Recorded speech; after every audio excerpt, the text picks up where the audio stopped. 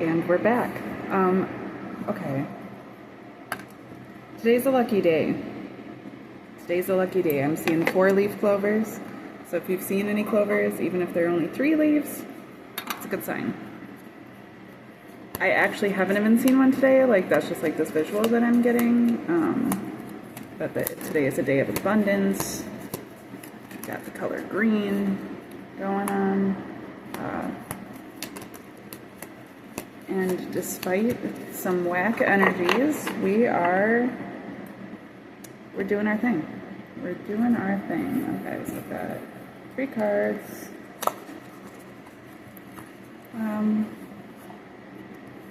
I hope you're doing well. I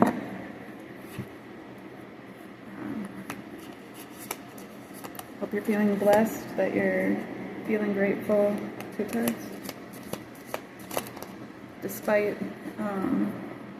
thank you. I said 2 cards because 2 cards came out, but then 2 more cards fell out, so we shall take them like that. Okay, we're gonna do it like this. Okay. What was I just saying? Is that fan too loud? It's really warm in here, but I feel like that fan's really loud. Hold on a second.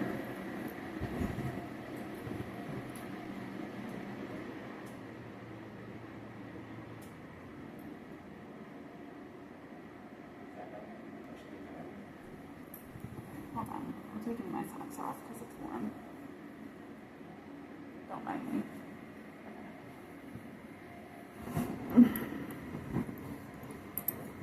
Hopefully that's a little better. Okay.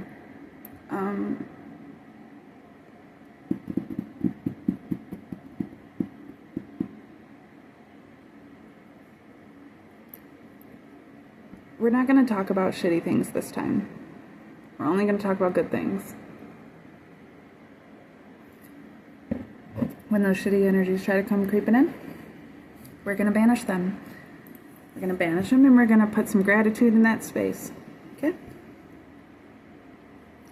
That being said, I already happened to see a couple of these cards. I didn't read them yet, but they're looking pretty intense. So I'm glad that Spirit's like, stay positive, because it is going to be necessary. That's fine. We've already done this a million times, right?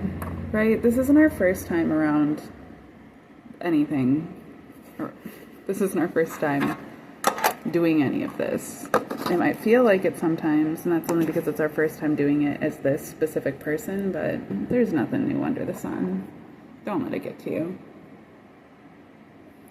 Okay, let me show you how I have it set up. Okay, and these cards are going to read for those. Okay, so I'm going to read these 3 cards, but I'm going to read them with the clarifiers that are underneath them and kind of move in that direction. So first and foremost, we have the Ace of Wands.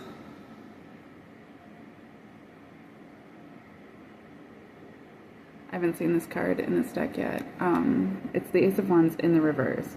Now this is one of Jake and Rainicorn's is kids. They got little pimples on the face, which I can relate to. And they've got their tarot cards. Okay, so their cards have, there's one that's let's call it the 2 of Wands, but it's 2 snakes trying to eat a sun. There's the Death card, a skull, and the Ace of Swords, but it has a dead turtle on it. I don't know if you can see those, but there's a dead turtle right there on the Ace of Wands. There's the 2 snakes. There's the skull. Okay, in the reverse. Okay, well first in the upright. There's a main wand here. And in the reverse, okay. As I have it in the upright, it is reminding me of myself. In the reverse, it's almost like a caution as to who you're listening to, where you're putting your power, where you're receiving your power. In the upright, it would give me the sense where it's like, you don't even have to be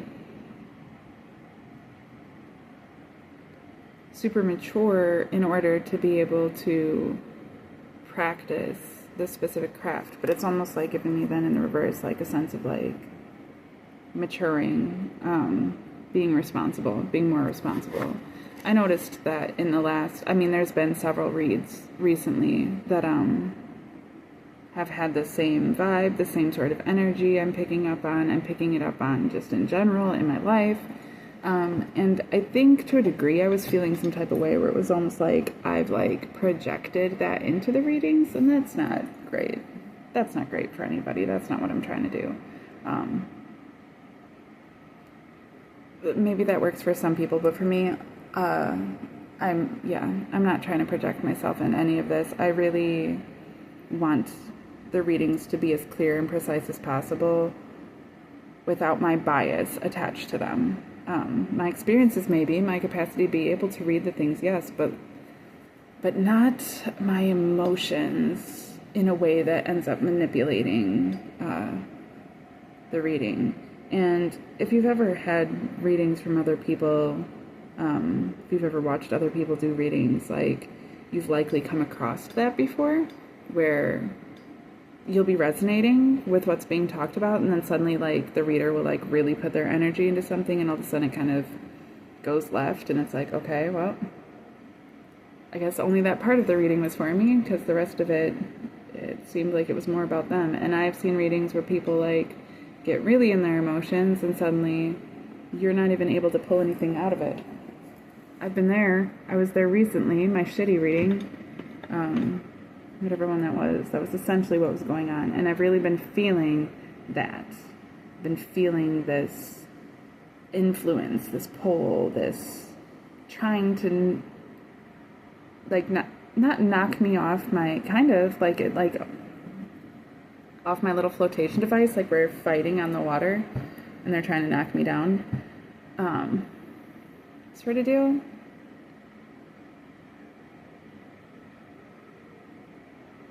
Yeah, that's just not what I'm...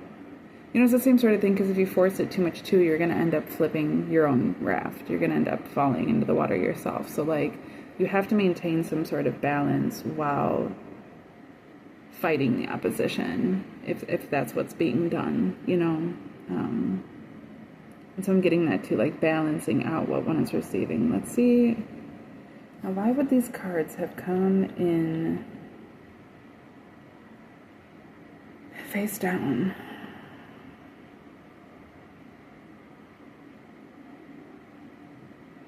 I guess because I'm just supposed to read these ones first. Okay. So we have the King of Wands in the upright, clarifying the Ace of Wands in the reverse. And this King of Wands in the upright is just giving me a weird, arrogant sense for some reason. I normally don't read that out of it. But it's like this indignance. And so that's what, like, the warning is, like, maybe even a personal one to me, like, don't get indignant in your readings. Don't start doing that thing where it's like, oh, it's like this and it's like this, because that's when you start projecting, and that's not helpful to the actual reading. There's something, the reason that these messages keep coming up the way that they're coming up, like, it's the same message over and over again, right? It's not progressing, and it's not manifesting the way that I would intend for it to, or hope for it to.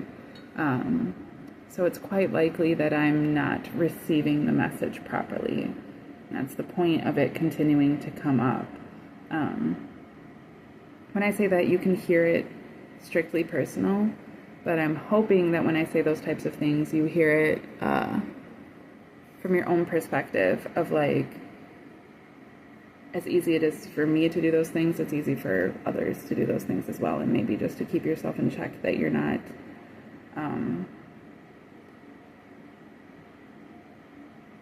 using your gifts in an indignant way that is ending up actually working against your end goals,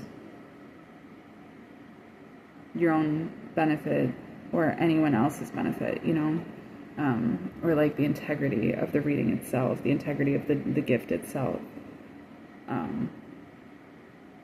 We're being weary of working out karmic cycles. Also in this card, he has a little lizard down here. And that's giving me like the idea of like what is it called? The reptilian brain? The reptilian brain? I can't think of what it's called right now. But that part of us, that unemotional aspect that is like strictly based on survival, and kind of not letting that move us into a place of being on the defense, or a place of, like creating these karmic cycles out of an ignorance, or out of an arrogance, or out of a flippancy, or out of a lack of experience even. You know, you don't have to touch a hot stove to learn that it's hot. If somebody's telling you that it's hot, you can listen to them. If somebody just went before you and touched the hot stove, you don't have to go touch it for yourself. You can learn from others that way. You know, there's people that have gone before you that way. You can also do things like more slowly. You can take your time doing things and not rushing into things, so that you can actually, because if you get close enough to a hot stove, you don't have to touch it to know it's hot. But if you just immediately go and put your hand in there, you're going to feel that it's hot, right? So it's kind of that feeling too of like just giving yourself time, not being so impatient. When I was growing up, I struggled with depression really bad, to the point that by the time I was 8 years old, I was already trying to kill myself, and kind of kept up that suicidal ideation until I was about 30. I mentioned that multiple times in different readings, but I never know who's going to come across these things, so I try to always reiterate the same information.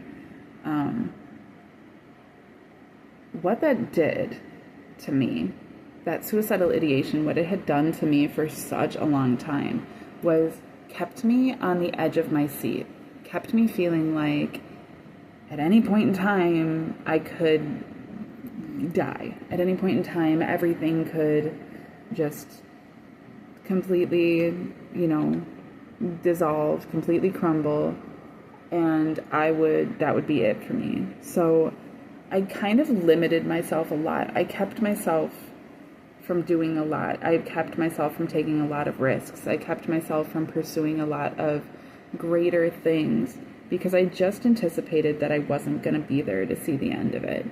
And so it seemed hopeless and worthless.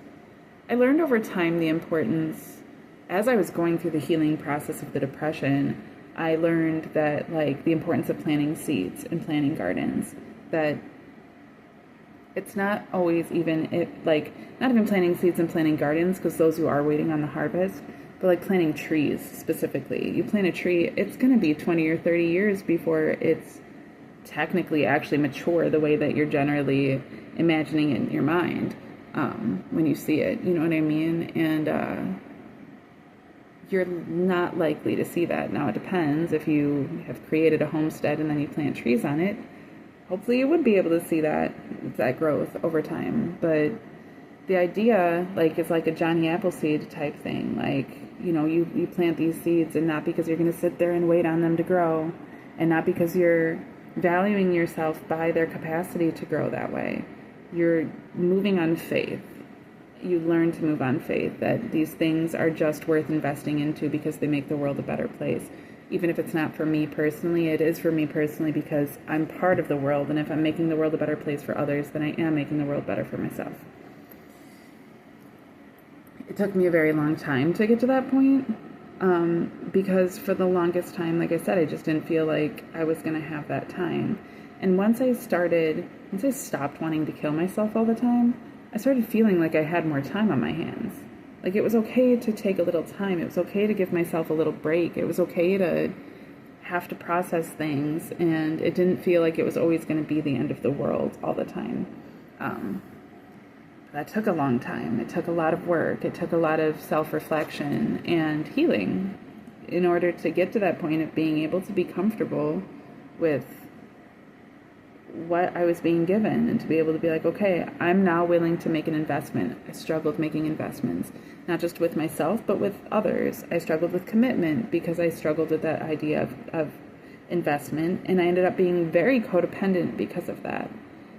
Because I couldn't see the process and wasn't willing to kind of put myself into that process of continued investment, I had this idea that I just throw myself 120% at this thing, and either it takes and immediately becomes successful, or it doesn't take and is never successful. There was no leniency for an actual process of working these things out. And it had me clinging to destinations. It had me clinging to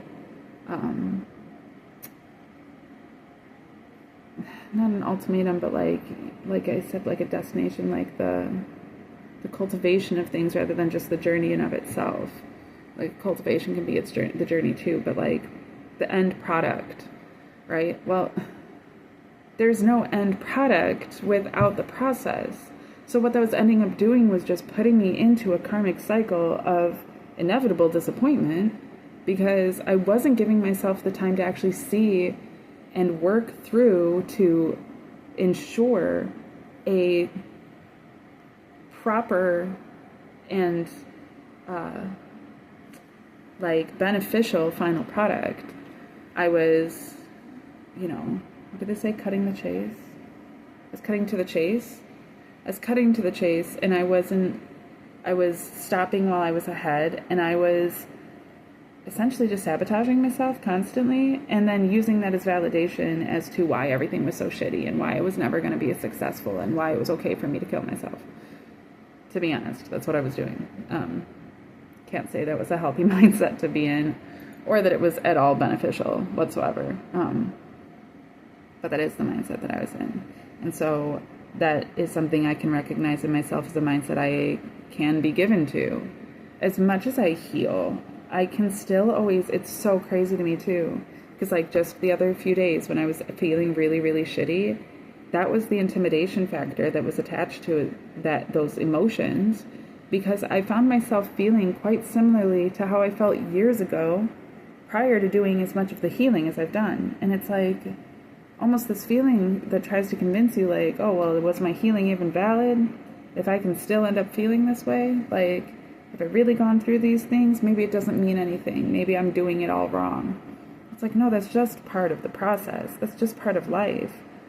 That's just how it works. It's a good reminder so that you don't continue to be given to those things, but it's a part of your reflection. It's like looking at a scar where like, it's always going to remind you of where you've been and what you've made allowances for. And that might not always be easy, but it's essential to your growth that way,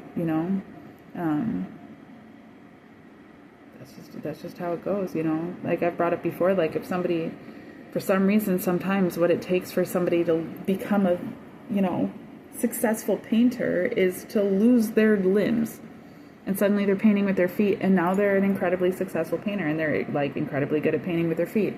They would have never known that had they had never lost their hands. And there has to be times where when they don't have their hands, it's like, even despite the fact that I've learned how to use my feet and have become extremely successful that way, it still feels really shitty not to have my hands. That's like a totally reasonable thing to feel. So to beat yourself up about it, like, I can't do anything because I don't have my hands. Like, no, you've already been through that healing process. Don't go back there. Don't do that.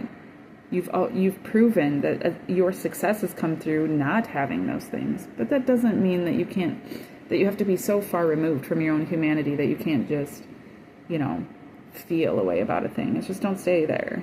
Don't stay there. Don't let yourself get entrapped in it. Observe. Don't absorb. Let it go. Okay? So these are lessons that, I didn't know when I was young and immature still in my own craft. But now that's in the reverse. Now we're moving past that state of immaturity. But just directly past that state of immaturity was this state of arrogance that I fell into. And we are also moving away from that. And I will just say that the Devil card happens to be right next to the King of Wands, but I'm not going to read them as part of that yet. Under the Ace of Wands in the reverse, we also have the Emperor in the upright. Oh, this one looks nice. This Emperor card is cool.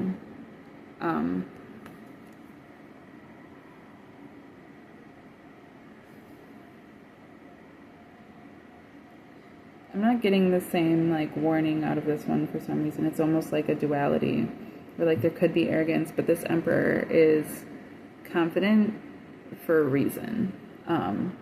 They're not given to their emotions the same type of way that an arrogant king would be. They don't need to prove themselves. They don't need anything outside of themselves, truly. They are the go-to for such things. And it's like, how did I see it the other day? Where it said something along the line, I saw a meme that said something along the lines of,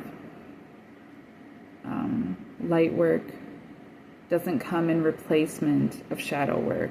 It comes as the result of it. And that was very powerful to me, because I was raised Christian, and it gave me this weird savior complex where like, and this like weird holier than thou righteousness concept that's like hinged on my identity somehow in different ways, where like as much as I remove from myself, I still struggle with it from time to time, where it's this idea that like, yeah, there's like some standard that I need to meet, and once I meet that, then I'm perfected. It's like, no, the perfecting is literally the process of purification and sanctification. It's not the end goal. You don't become a Christian and live a good life so that you can get to heaven. That is not what it's about. That's supposed to be the reward that comes with living a life that is chaste, and a life that is pure, and a life that is devout, and a life that is disciplined. Not the other way around. You don't do good things so that you can get good things from it. You do good things because you're a good person, and then good things come from that and for you. You know, and like we've gotten really trapped in these concepts over a long time in our society. We're like, you know, I just saw it before I started this reading. I saw a meme that said the concept that going back to like the 1950s housewife idea, traditional family idea is healthy, is extremely historically inaccurate, for the fact that in the 50s there was like a huge amount of women that were receiving lobotomies and on barbiturates for depression and anxiety. They weren't happy, you know, by any stretch of the imagination at that time either. And that was what ended up essentially leading to the civil rights movement, right? The women's civil rights movement. But as I was thinking about it, I was like, okay, but that's in part because I was just talking about this to my roommate the other day, where like, in my personal opinion, those issues weren't known, expressed, received, experienced the same sort of way that they were in the 50s prior to the 20s, when there was no television. Prior to there being television, people didn't have this widespread conveyance of modern family. But as soon as we had televisions, and especially as soon as they became popular in every home, there was like 2 or 3 programs that everybody was watching. They're called programs for a reason, and everybody was watching them. And these programs were like actors in families, like written by people who are, you know, part of Hollywood. Hollywood, and when it initially first came out, if you think Hollywood is like satanic now and like involved in witchcraft and stuff now, you're not wrong. But like when it first became established, that was more prevalent than ever. That was the entire concept. Back then, people didn't even understand the science and technology behind film and believed it to actually be magic. And Hollywood, literally Hollywood, is the wood of a holly tree, which is what wands are generally made out of, or at that time, a witch's wand was generally made out of Hollywood. That was the whole point, that we're casting spells. And everybody was into that. Like, that was the whole concept. That was the whole conveyance at that time, was we're creating an illusion for you. You know, television, like, that's when all of that stuff became popular. It was not unspoken. It wasn't this secret, like, occult practice back then, like it became over time. It was quite out in your face that that's what was going on. And the initial movies that came out in film and stuff were often quite demonic. Were, like, innately, like, openly. That was the whole concept, because it was widely spread that these things were the prophesied beginning of the end of times. That these, I mean, there was like a rift between those things, and there were so many people up in arms about rock and roll, and about dancing, and about the fashions of the day, and about this media being put into our homes, and it becoming accessible to our children, and the conceived inevitable negative effects of those things over time. Okay? But then by the 50s, this was commonplace. Everybody, you know, after the Great Depression, the generation that directly came after that was very much based on keeping up with the Joneses, on portraying a perfect lifestyle where now we all have money again and everything's hunky-dory, and, you know, our wives are prudent and they, you know, faithful, and our husbands are hardworking and faithful, and nobody's a drunk and nobody's on drugs, and kids are obedient, and everybody's well educated. And that wasn't the case at all. That's the historical inaccuracy.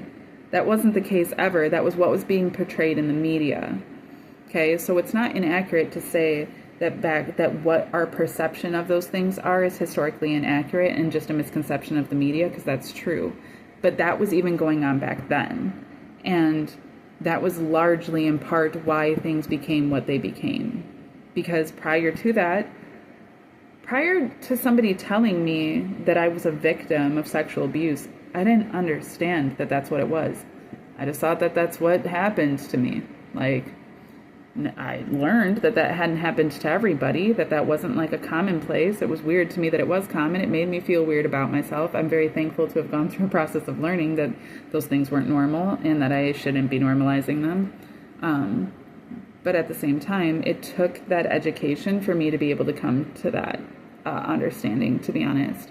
And very much in the same sort of way, that's what had happened with the traumas of marriage and toxic family dynamics when it came to media. Suddenly, everybody had certain characters and structures to compare themselves to, and everybody, like I said, the keeping up with the Joneses, everybody's trying to appear a certain way, but it was all an illusion. They weren't being taught, you know, how to actually get to those points. It was just, this is for entertainment. We put these things out there. Even if it was for education, like, it was so surface level for people. And it's remained that way. And that's almost the most devastating aspect of it, for the fact that our subconscious never shuts off. Our subconscious is always receiving. Our subconscious is a fucking sponge. And there isn't shit that goes through your consciousness that isn't being received into your subconscious. The difference is that your consciousness, has the capacity to be able to, sorry, I just got a text. It has the capacity to be able to filter experience through bias, and then to respond according to choices made by that experience. The subconscious is experiencing everything, and it isn't telling the difference between what it's experienced or not. You watch a movie that's traumatic, your subconscious receives that you have been traumatized. The only reason you don't have PTSD from that is when your consciousness can filter for you, this is just something I'm watching, this is just an experience I'm having vicariously. This isn't really happening to me. And that shuts off the subconscious's response to that reality. It doesn't mean the subconscious doesn't receive it. And because of that, and because this has gone on so long, You know, now the more ingrained that media has become in our day-to-day existence in this society, like, brainwashing is a way of life at this point. Like, it isn't just something that some people are victims of. We're all victims of it. It isn't something that just controls some narrative. It controls the entire narrative. It isn't just something that, like, you can turn on or off at this point. It's constantly happening. We are being consistently bombarded with brainwashing tactics in every way you could possibly imagine. It's part of our language. It's part of our society. It's part of our family dynamics. We have been inherited these curses. It has gone on so long that, like, these things are truly instilled in our subconscious, in that lizard brain, right?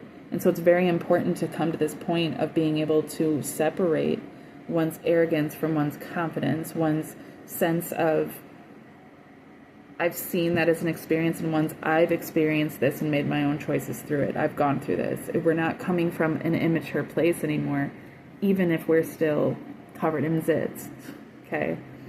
We know better now. We know better, but it's so ingrained in our subconscious that we don't actually do better. You know, and plus because we've built a convenient society, a super comfortable society where you're crazy if you're trying to break free from these things. That's silly. Why would you? Don't you just want money? Don't you just want the comforts that are being offered this way? You're the problem if you're not just given to those things. That's the world we live in now. And it's a karmic cycle that is not sustainable, and it isn't going to last. That's the issue. Because we identify ourselves by that. You know, and like I said in the last reading, like, we are immortal, eternal beings. We are human beings. The humanity that we experience is the thing that is momentary, you know, that is non-eternal, but our being itself is eternal. This is just a human experience. And when we identify that eternal aspect as the experience itself, as the flesh that we wear, as the way that our voice sounds, as, you know, the weight that we carry, as the people that we have sex with, like, those things all affect us, yes, but not on this eternal level the same sort of way. There's an energy transference that's happening. That's the thing that's actually important. That's the importance of not just sleeping with everybody, because there's an energy transference that you're experiencing. It doesn't really matter what you do with your body as long as you're not getting pregnant and getting STDs, right? Nobody would know the wiser. It's not actually affecting your body, sort of deal, right? But, like, that doesn't make it okay. You're receiving somebody else's DNA. It's a code. It's an energy transference. It's something that you're going to now have to incorporate into your being, that's being incorporated in your being whether you want it to or not. And it's karma. If you're not aware of these things that you're doing, you're asking for karma. Dharma takes work. Dharma takes doing the right thing. Karma is what just happens, you know, like, okay.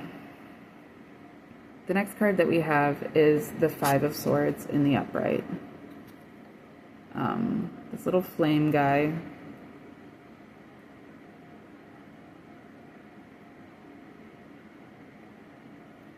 He has little baby squirrels that also have swords, and they look like they look like they're like he's like their king somehow, or their leader somehow. I know it's hard to see in my camera. It's giving me this vibe of, like, somebody thinking that they're in control because they have these minions, but the minions are less than fully functional, and they can probably do some damage. I certainly wouldn't want to come across a squirrel with a sword, but it's giving me some arrogant vibes that way, to be honest. Especially because, like, this is a pretty little flame guy. Because he's not... Yeah, he might be average sized. He's probably like 5'5". Okay. This is just the 5 of swords. So he has 2 normal sized swords, but then you just have 3 squirrels with their little swords. And, like, that's your army. Which is just not terribly intimidating, no matter how scary you try to look or hot you think you are. That's not that intimidating.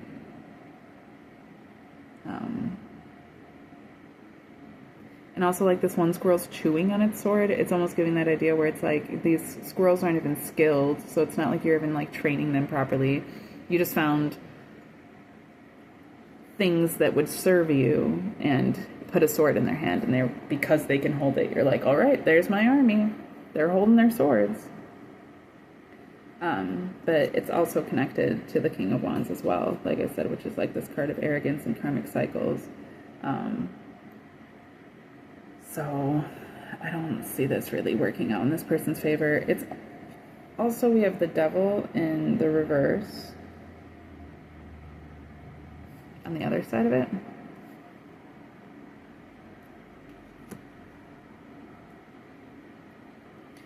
So I'm getting that it could be a fire sign or that it could be a Capricorn. Heavy on the fire sign, though, with Capricornic tendencies, specifically the tendencies to be, like, controlling, a little cold. The fire sign has a lot of passion, has a lot of gung-ho-ness, and even a bit of resourcefulness, but it seems to be slightly misplaced, and likely because, well, they're not, it's the Devil in the reverse. So maybe it's not even that this person is, like, an adversary. Maybe this is supposed to be our hero, but they're misdirected. They're not putting their power or energy into beneficial resources. Again, like I said, like, they think that just because these squirrels can hold the swords, then it's like, okay, so I've got this army. But, like, I don't see these squirrels doing that much damage, ultimately. Like, kind of like their best that they're going to do is serve as some sort of distraction, and hopefully this flame person is really good with their 2 swords, because yeah, it just doesn't seem like a successful, I don't see success here. And that, okay, so we're talking, like, I don't know, I'm getting this, like, if this is talking about me, let's assume it's talking about me. So it's like counting your chickens before they hatch, putting all of your eggs in one basket more.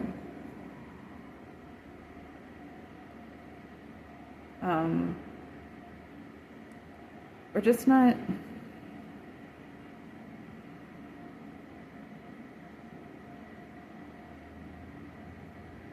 It's like there's a skill here that's immature. I'm still getting this Ace of Wands. No, but that's in the reverse.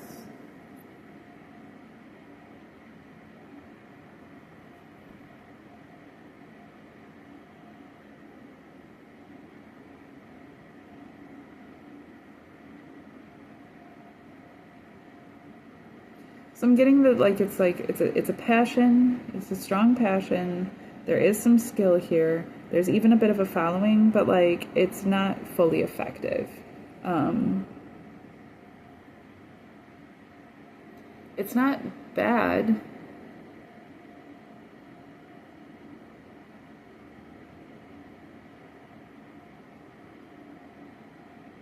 But there's a bit of arrogance.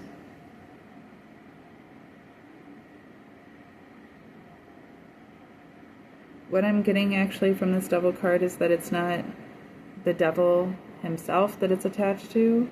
In the reverse, it's referring to somebody who isn't the devil but has portrayed themselves to be the devil.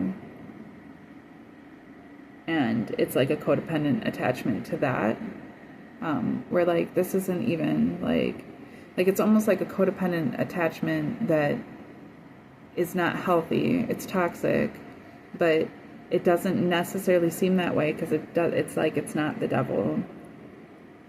It's just a person, and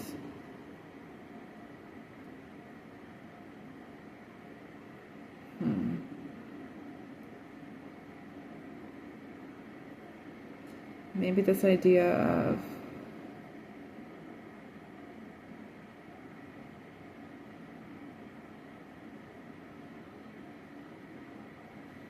this is a weird one. I don't know. I'm getting like, because this is a flame person, like I'm getting the idea like hell is supposed to be like burning for all eternity sort of deal.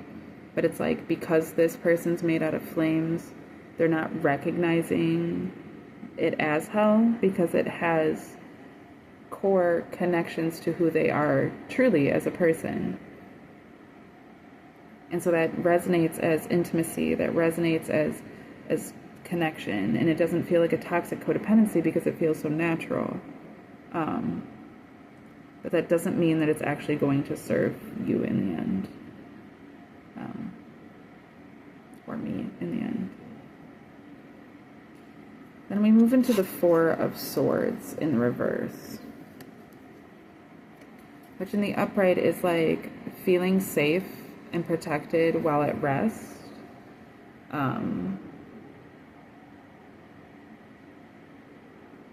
Almost this idea of like, yeah, I have something outside of myself that protects me, so I'm solid, I'm set. But in the reverse, it's almost like, don't be too comfortable with your sense of protection.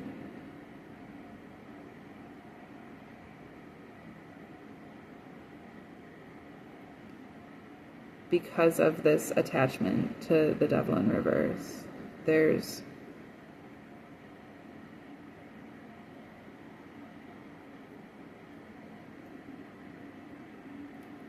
The devil in reverse you would think is more positive, but I'm not really getting that with these.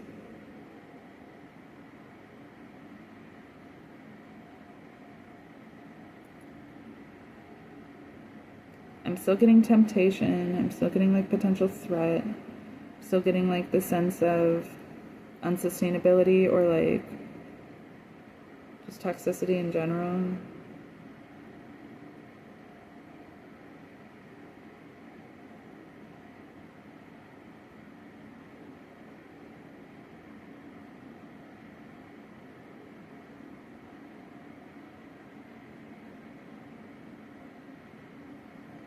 Let me see what this next card is. The Chariot in the upright.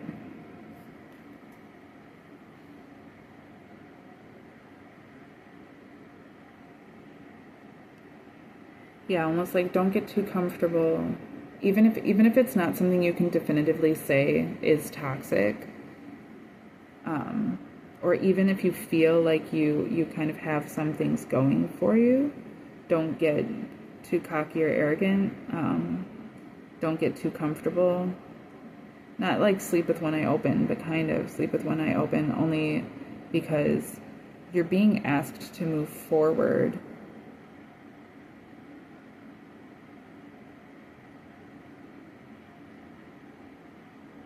To trust yourself and to move forward. To trust the universe and to move forward. Which does resonate personally with me. I've felt so like there's so much. I haven't had the time to really get into my own personal space fully. In different ways I have, but it's only been for like fleeting moments practically. And that has kind of moved things in this direction where like now I just have to go forward with certain things that I've just a week ago was feeling like, I don't think that this is what I'm gonna want to be doing, and now it's like, okay, so now this is what I have to do.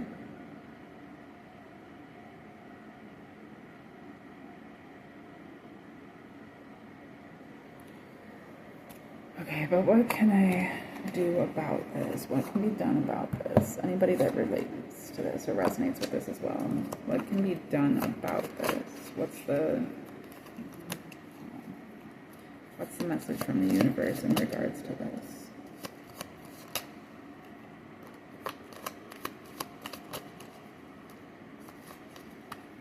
Okay.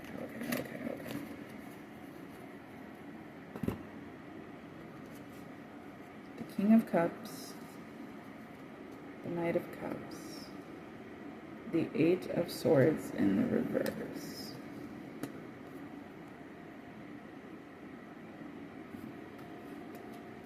The King of Cups in the reverse as well. Okay. The King of Cups in the upright would be like extremely generous, being able to live lavishly, being comfortable with one's own material abundance, and being able to kind of feel free-flowing. That's in the reverse.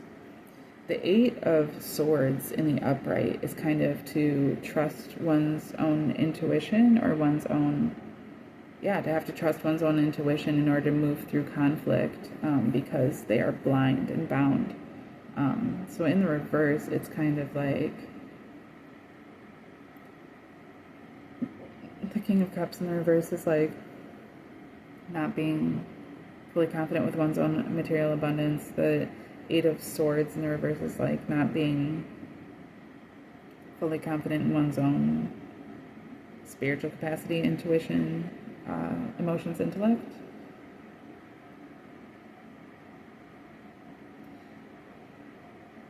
It's also not feeling like a victim. So it's like, be real with yourself, but don't beat yourself up. Don't feel like a victim. Like, you can be real that like everything's not adding up, but don't fall into this like, then everything's shit. Because there is still an opportunity that's coming. There's actually an opportunity within this space of not getting caught up to move forward with one's own abundance.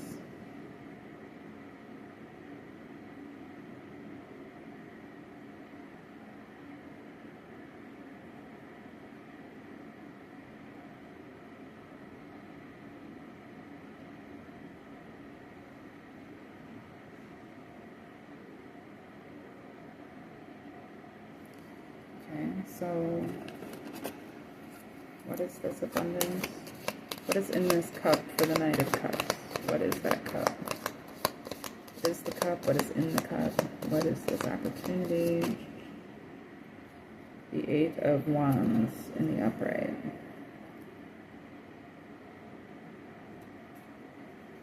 Being able to get everything moving in one direction. Being able to get things moving. Being able to set a direction and move in that direction and get everything moving in that direction.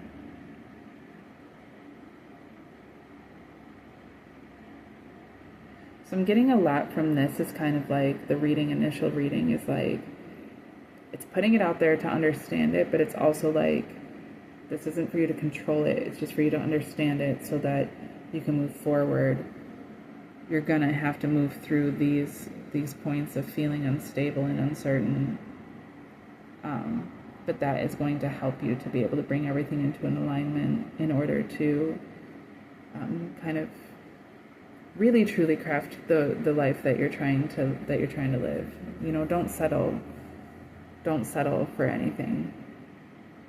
Like, these are kind of warnings, a lot of warnings. But then we have the two cards that were face down are the Emperor and the Chariot, and I'm seeing those as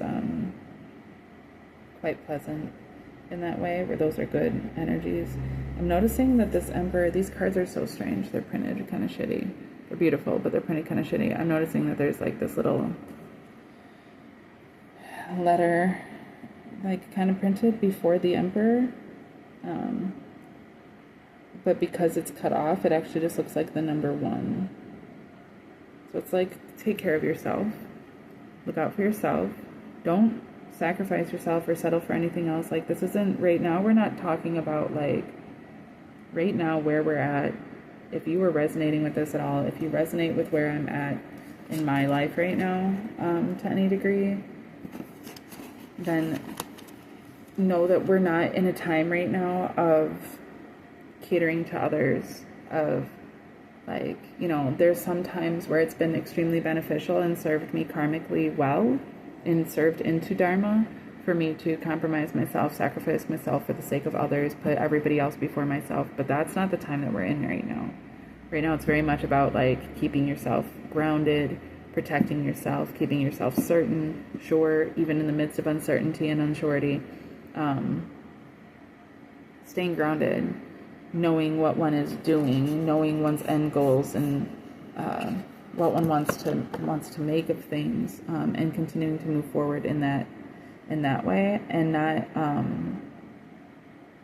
like, I found myself at work the other day reminding myself that, like, oh yeah, like, it doesn't matter how friendly somebody is, that doesn't mean they're your friends.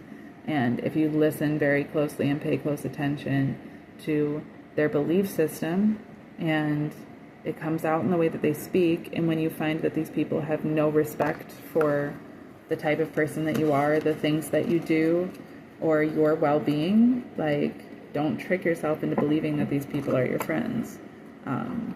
It happens a lot. People that you love and care for, people that you wanted to have some sort of future with, people that you saw yourself being able to be successful with to any certain degree, you'll suddenly get these little hints that they don't actually care about the same things that you do, and you're not actually on the same path. And it can be hurtful, and it can be hard, and sometimes, at least if you're anything like me, you might have the tendency to, like, want to compromise yourself and be like, well, then I guess I'll just go without, and I guess I'll just sacrifice myself, you know, since I'm the one that bound myself to these people and now it isn't adding up, so I'll just have to take that onto myself. Where it's like, don't do that. Don't do that right now. I did that in the past. I did that in my marriage, and I did that in the following relationship that I had after that, which was not even a romantic relationship. But in my marriage, like, I knew that he didn't love me. I knew he didn't care about me. I knew he didn't respect me. I knew he wasn't being faithful to me. I knew he wasn't going to actually commit to me. It was all just for show. It wasn't because he hoped that my family would accept him. It was, you know, for money, just for, like, this idea of status sort of deal. And really, in part, he also did it because of taxes. Didn't even think about that until just now, but when we got married, both of the years that we ended up doing taxes together, even though we were only married, we separated after being together for like a year and a half. But there were 2 tax seasons that we were together, and I ended up not receiving an ounce of my tax returns because they went to paying off his debt. And then he kept stealing my money to go to the strip club, and then he made me pay for the divorce twice so that he could go get married to the girl that he started dating the second we broke up. I'm an idiot. But I digress. I've been an idiot. I'm not an idiot anymore. I take that back. I'm not an idiot. I've been an idiot. And I learned my lesson. It's changed, and every once in a while I have to relearn it. But we're getting better about that too. And that's kind of the reflection that I'm getting out of this reading as well, is like, be aware of the things that you've done. Don't be afraid to be honest with yourself about who you've been, who you are. Like, it's better just to be honest, as much as it sucks, but like, if you're an arrogant cunt, like, it's better you're never gonna not be an arrogant cunt if you continue to try to hide that. If you continue to try to lie about it and try to deceive others that isn't the case, like, that's literally coming from being arrogant. So how are you ever going to get over it if you're not willing to be honest about it, you know? And like, you might surprise yourself when you're honest, like, how shitty you yourself can be, but also how great you are and can be and have been. There's a balance there, and it's all a matter of perspective. So Don't be afraid to be honest with yourself. Don't be afraid to look back in your past and recognize what you've done, and then recognize when things are being repeated, cycles are getting repeated, certain energies keep coming up the same way. It'll come in different forms. It'll come in different faces. What I'm seeing right now is that my careers are very much reflecting toxic past relationships, and that's because what I used to look for was a commitment to a romantic ideal. And I've moved away from that now, where I've been single forever, and like I'm fine with that. I'm not out here looking. If there's something right for me, it'll come to me the right way. But in the meantime, I've been very fixated and focused on my career, and because of that, I've watched that toxicity that's still in me be projected into my career. My strivings in my career for, in my entrepreneurships and stuff, in the way that, like, my boss right now is no different as a boss than my toxic exes have been as partners. Same shit. Literally the same shit. Just in a different face, with a different mask. But it's the same shit. And when you learn how to recognize that energy, when you learn how to mature past where you were, then move into these different things, you can start to recognize those things. You should be able to. Like, that's part of the maturity. And it's okay to embrace that and to understand those things and to accept it. Don't beat yourself up about it. That's part of life. I didn't necessarily even do that. Like I said, like, yeah, it's because I'm projecting these things out. You only manifest what is within you in order to project outward. But it's also like, I've been in this experience. Okay, I can't even say that. I've been in lots of toxic work relationships that are the same things, but I wasn't aware of them the same way now. The same way. Like, I can see it now as something that I've actively projected. I've actively manifested, and I can see why. I can find that place in myself. If you're not willing to be honest with yourself, you're not going to find that shitty core of yourself that's manifesting shit. It's not because the universe hates you. It's not because everybody is against you. It's not because you shouldn't be alive and you're never going to be successful. That's all coming from within you, and you're projecting it outwards and manifesting those things for yourself. Truly, the universe wants to bless you. Truly, the universe wants to be blessed by you. It's all connected. The universe wants the very best because it wants the best for itself, and you are part of the universe. The universe is experiencing itself through you. It wants the best for you. You have to want the best for you too. And you have to want the best for you so much that you don't settle for second best. It's such a struggle, and like, I'm constantly in this place right now where it's like, okay, but like, if I don't see the best, if I'm not seeing it, if I know it's there and I'm trying to envision it and I have this idea, but I'm not seeing it laid out right in front of me, and what is available as second best is right in front of me and convenient, like, how shouldn't I just take that? It's like, no, I wouldn't recommend it. Had I done that, my ex probably would have killed me. Literally, I'd be dead by this point. That was his end goal for a period of time, and the only thing that got me away from him was realize, because he had this way of being so controlling where, like, he knew how shitty things had always been for me. He knew how little I had always settled for. So he knew how to give me the best I had ever had in all of these different ways, and it became a control tactic and a manipulation tactic. I had to learn to love myself enough that I was willing to walk away from the best that I ever had, understanding that it was still second best to what I truly deserve. And I did have a reading about that too, if you want to look into it in order to understand that concept better. But it is very, very important to know yourself and love yourself enough that you're not just settling, even if it's the best that you've ever had, knowing that it's not what you truly deserve, right? Trust, have faith.